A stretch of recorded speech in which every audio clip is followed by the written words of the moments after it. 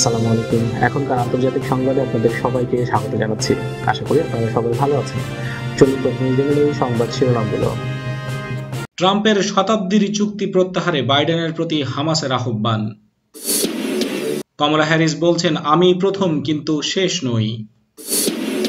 রোহিঙ্গাদের বঞ্চিত করে মিয়ানমারে শুরু হয়েছে সাধারণ নির্বাচন। এক মেয়াদে যেসব মার্কিন প্রেসিডেন্টের বিদায় হয়েছে জানিয়ে দেব তাদের তথ্য। নির্বাচনের ফল মেনে নিতে ট্রাম্পকে জামায়াতের অনুরোধ।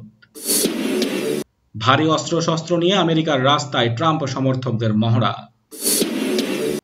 অ্যালকোহল গ্রহণকে বৈধতা দিচ্ছে সংযুক্ত আরব আমিরাত। এবং সবশেষে থাকছে সফলভাবে 10টি উপগ্রহ উৎক্ষেপণ করল ভারত। এই ছিল এখনকার শিরোনামে। এবার চলে যাচ্ছি বিস্তারিত সংবাদে। যুক্তরাষ্ট্রের নবনির্বাচিত প্রেসিডেন্ট জো বাইডেন প্রশাসনকে ফিলিস্তিন নিয়ে ট্রাম্প ঘোষিত শতাব্দীর চুক্তি ডিল অব দ্য সেঞ্চুরি ও জেরুজালেম ইসরায়েলের রাজধানী হওয়ার ঘোষণাকে প্রত্যাহারের আহ্বান জানিয়েছেন হামাস নেতা ইসমাইল হানিয়া। কারণ এটি আন্তর্জাতিক নিয়ম নীতি ও চুক্তি লঙ্ঘন করেছে। এই চুক্তিতে স্পষ্টভাবে ফুটে উঠেছে ইসরায়েলের প্রতি পক্ষপাতিত্ব।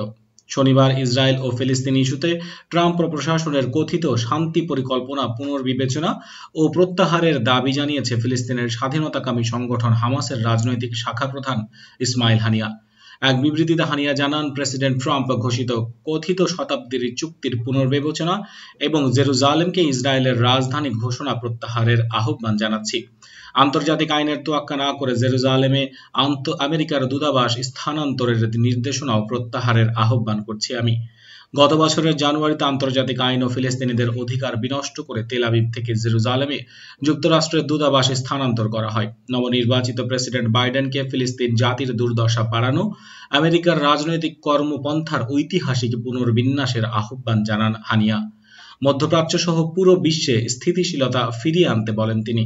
হানিয়া বলেন, ইসরায়েলের কল্যাণকামী যুক্তরাষ্ট্র প্রশাসনের নীতিতে বিগত দিনে অনেক দুর্ভোগ পোহাতে হয় ফিলিস্তিনবাসীদের। ফিলিস্তিনবাসীর অধিকার রক্ষা না করে দখলদার ইসরায়েলের স্বার্থ রক্ষা করে ট্রাম্প প্রশাসন।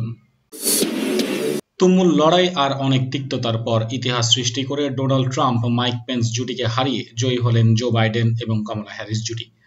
পরবর্তী 4 বছরের জন্য যুক্তরাষ্ট্রের প্রেসিডেন্ট নির্বাচিত হয়েছেন ডেমোক্র্যাট প্রার্থী জো বাইডেন। তার রানিং মেট কমলা হ্যারিস প্রথম কৃষ্ণাঙ্গ এবং প্রথম ভারতীয় বংশোদ্ভূত মার্কিন নাগরিক হিসেবে যুক্তরাষ্ট্রের ভাইস প্রেসিডেন্ট নির্বাচিত হয়েছেন। স্থানীয় সময় শনিবার সন্ধ্যায় ভাষণে এক সম অধিকার ও ন্যায় বিচারের সংগ্রামের বিজয় হিসেবে উল্লেখ করেছেন কমলা হ্যারিস। ভাষণে কমলা হ্যারিস বলেন, বর্ণবাদ, সম অধিকার ও ন্যায় বিচারের জন্য আমরা যে সংগ্রাম করেছি আজ তার বিজয় হয়েছে। গণতন্ত্রের জন্য কৃষ্ণাঙ্গ নারীদের অবদানের কথাও জাতি আজ স্বীকৃতি দিল। ভোটের অধিকার 19তম সংশোধনী পেতে 100 বছর আগে নারীর ভূমিকা। 55 বছর আগে ভোটাধিকার সংশোধনীতে নারী আন্দোলনের অবদান এবং সম্প্রতি আধুনিক রাষ্ট্র গড়তে নারীদের ত্যাগের মহিমা আমি শ্রদ্ধাভরে স্মরণ করছি।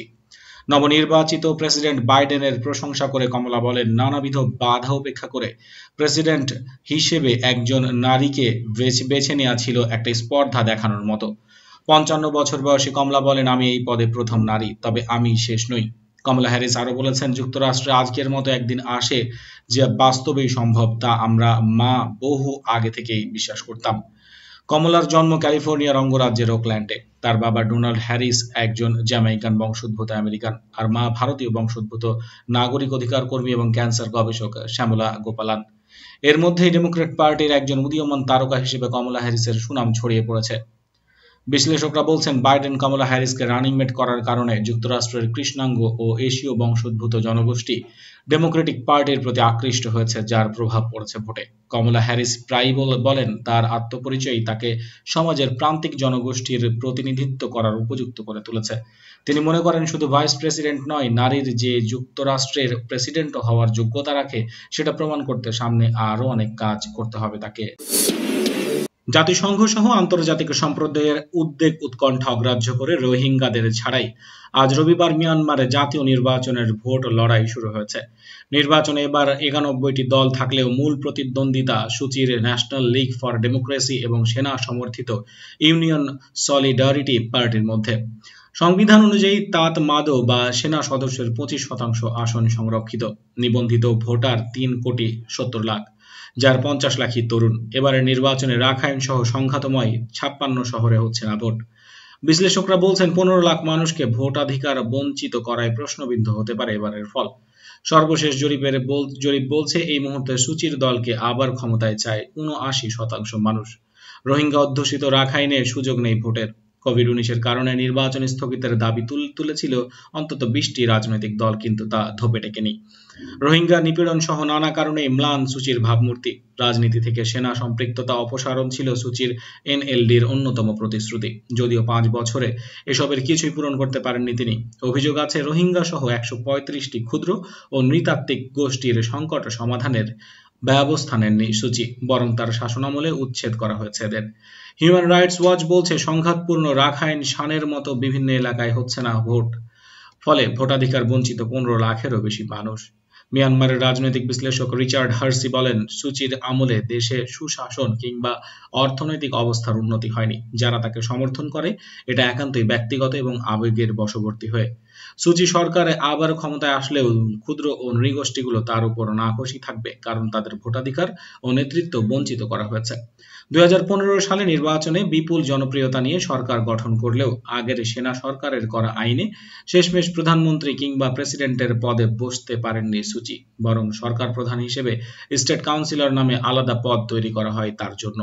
সম্প্রতি ইউএসডিপির নেতা উ থান থে গণমাধ্যমকে দেয়া এক সাক্ষাৎকারে বলেছেন, রোহিঙ্গাদের নিয়ে মিয়ানমারের দুঃখিত হওয়ার কিছুই নেই। বাংলাদেশের আন্তর্জাতিক সম্প্রদায় মিয়ানমারের নির্বাচনের দিকে নিবিড় দৃষ্টি রাখছে।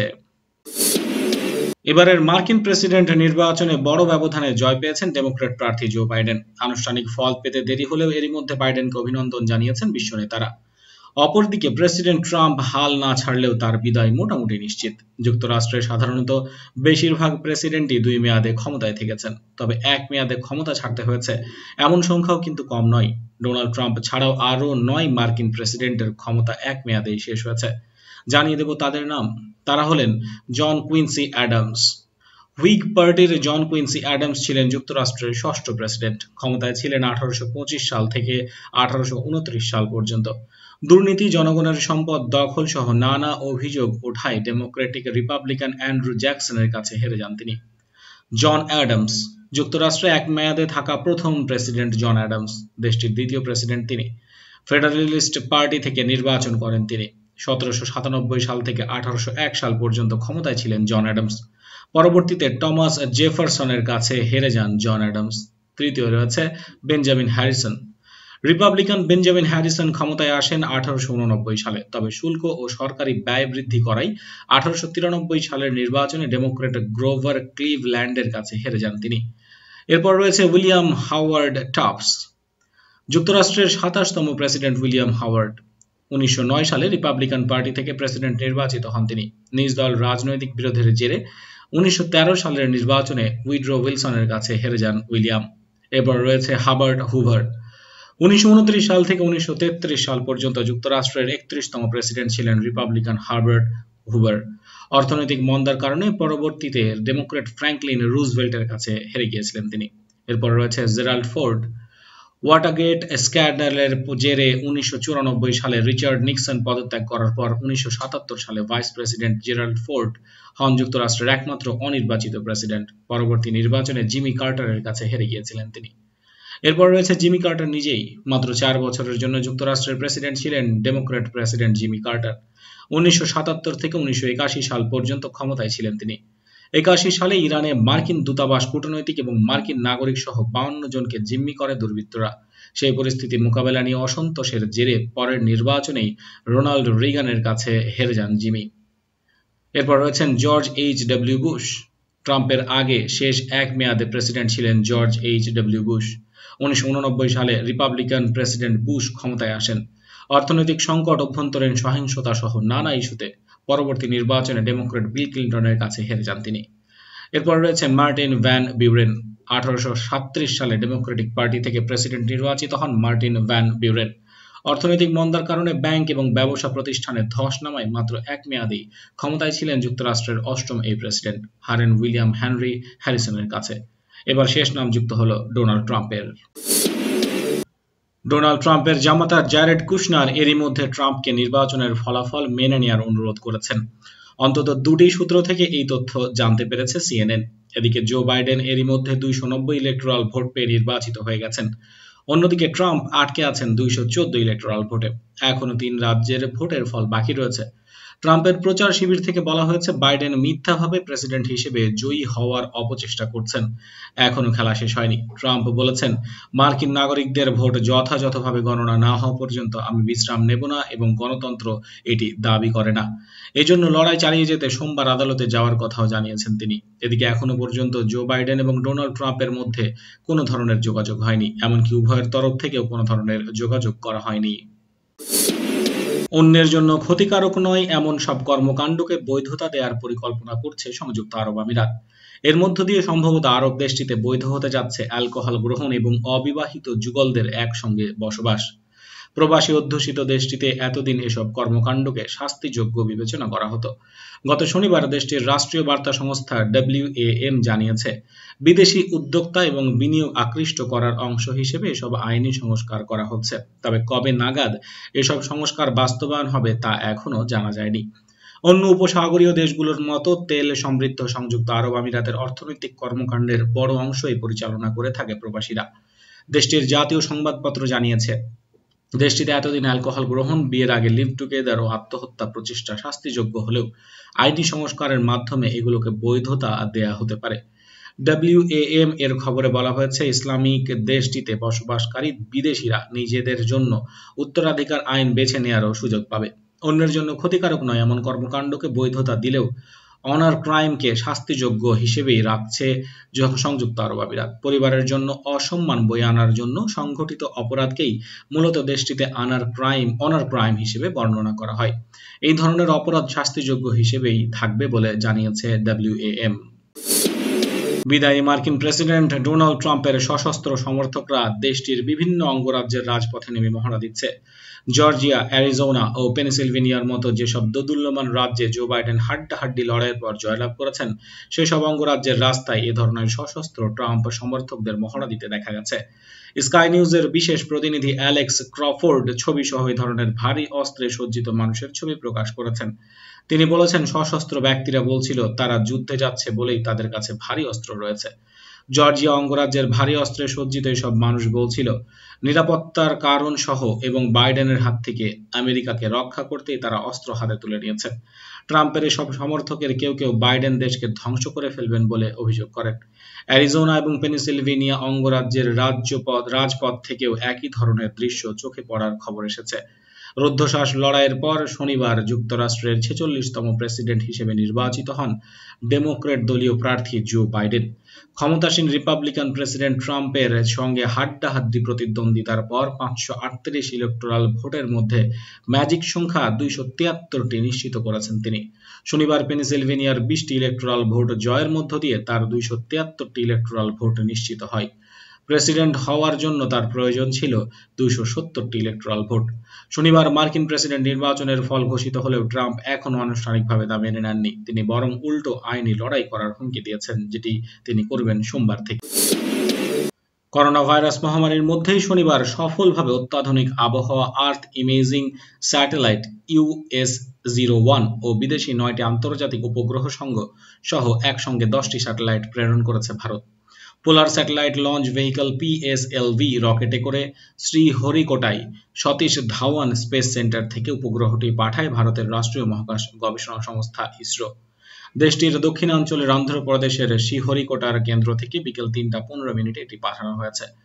স্যাটেলাইটটি পাঠানোর 20 মিনিটের মধ্যে অরবিটে যুক্ত হয়েছে বলে কর্মকর্তারা জানিয়েছেন। ভারতের প্রধানমন্ত্রী নরেন্দ্র মোদী এক টুইট বার্তায় বলেন, এদিনের সফল উৎক্ষেপণের জন্য ইসরো এবং ভারতীয় স্পেস ইন্ডাস্ট্রিকে অভিনন্দন জানাচ্ছি। আমাদের বিজ্ঞানীরা সময়ের বিরুদ্ধে লড়ে যেটাকে সফল করে তুলেছেন। মহাকাশ সংস্থা ইসরো জানায়, US-01 একটি পর্যবেক্ষণ উপগ্রহ যা কৃষি ক্ষেত্র, বনজ এবং দুর্যোগ পরিকল্পনার সহায়তার ক্ষেত্রে প্রয়োগের জন্য তৈরি হয়েছে। এর আগে প্রায় 6 বছর আগে ভারত একক মিশনে 104টি উপগ্রহ উৎক্ষেপণের মাধ্যমে ইতিহাসের জন্ম দিয়েছিল। বন্ধুরা, এই ছিল এখনকার সংবাদে। আশা করি আপনাদের সংবাদটি ভালো লেগেছে। যদি ভালো লেগে থাকে অবশ্যই ভিডিওতে লাইক করুন, সংবাদটি আপনাদের বন্ধুদের সাথে শেয়ার করুন। আপনি যদি চ্যানেলে নতুন হয়ে থাকেন, চ্যানেল সাবস্ক্রাইব করে বেল আইকনে ক্লিক করুন নিয়মিত আপডেট পাওয়ার জন্য, এবং কমেন্ট বক্সে আপনার মূল্যবান মতামত জানাতে ভুলবেন না। আজকে এই পর্যন্ত, দেখা হচ্ছে পরবর্তী সংবাদে। ততক্ষণ পর্যন্ত ভালো থাকবেন। আল্লাহ হাফেজ।